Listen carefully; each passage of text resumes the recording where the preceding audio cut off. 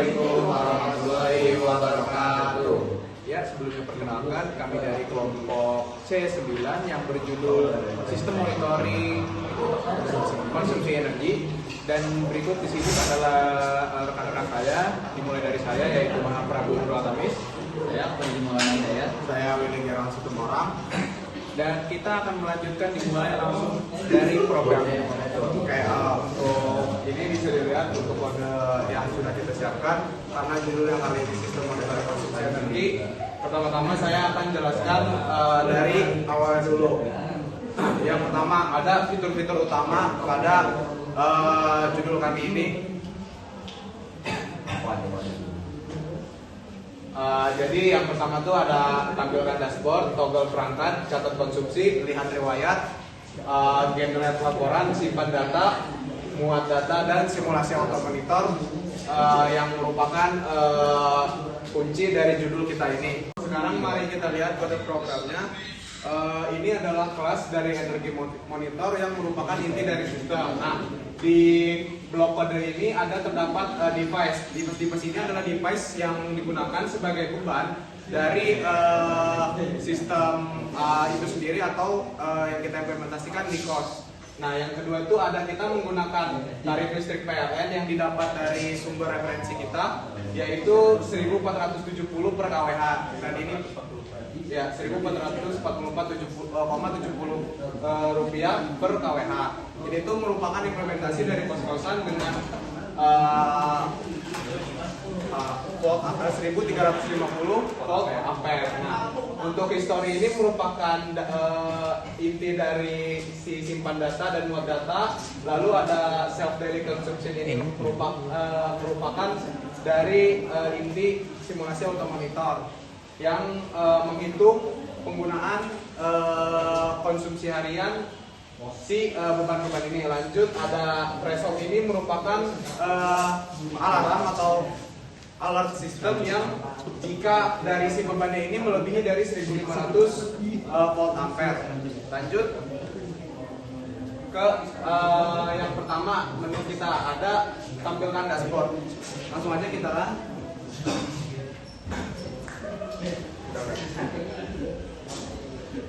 Nah, si tampilkan dashboard ini merupakan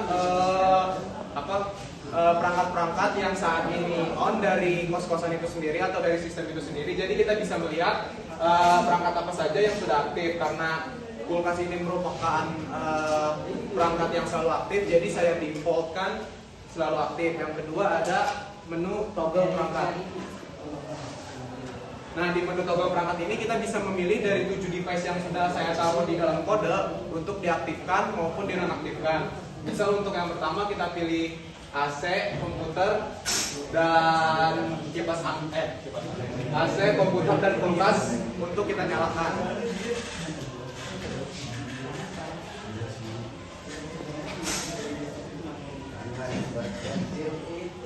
Nah, sudah terlihat di kulkasnya nyalain lagi.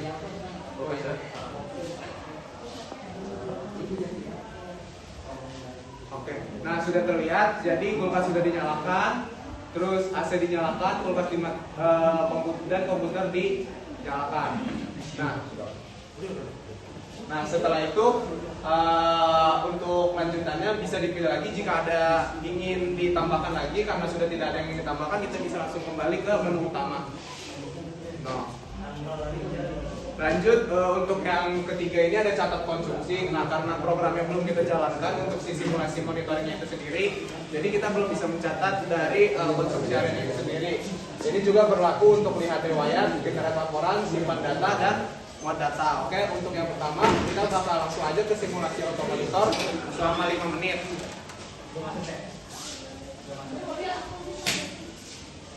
Ya, untuk tambahan di sini kita menggunakan simulasi ini selama 5 menit.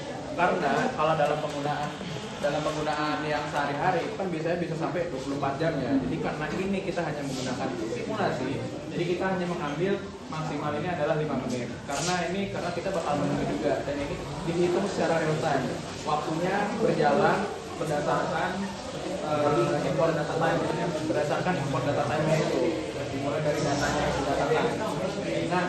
Nah, program ini bisa berjalan karena ini menggunakan simulasi yaitu yang namanya reward. Jadi dia ini menggunakan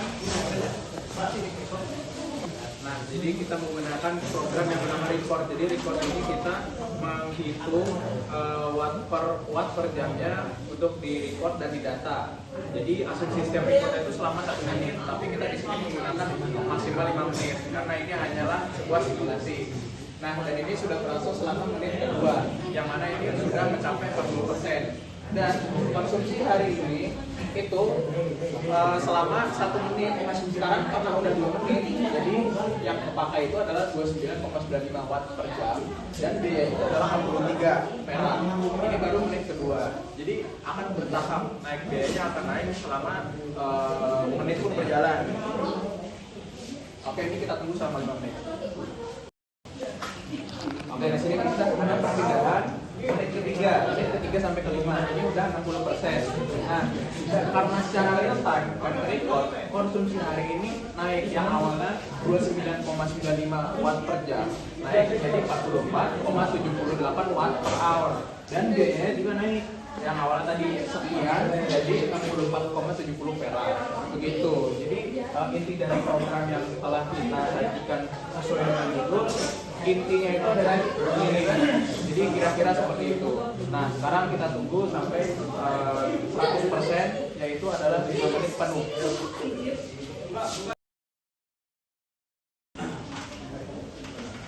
Nah, seperti yang sudah dapat dilihat, jadi penggunaan watt selama 5 menit itu terdapat sekitar 73,71 watt per hour dengan biaya rupiah yaitu 106 rupiah perak.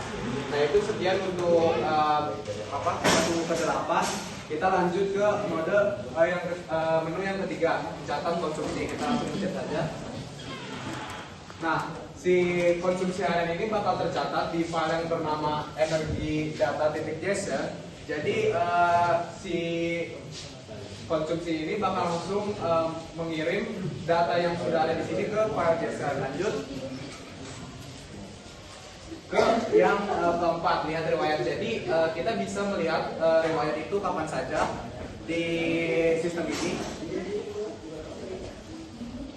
Nah, ini untuk riwayat yang sudah ada pada hari ini.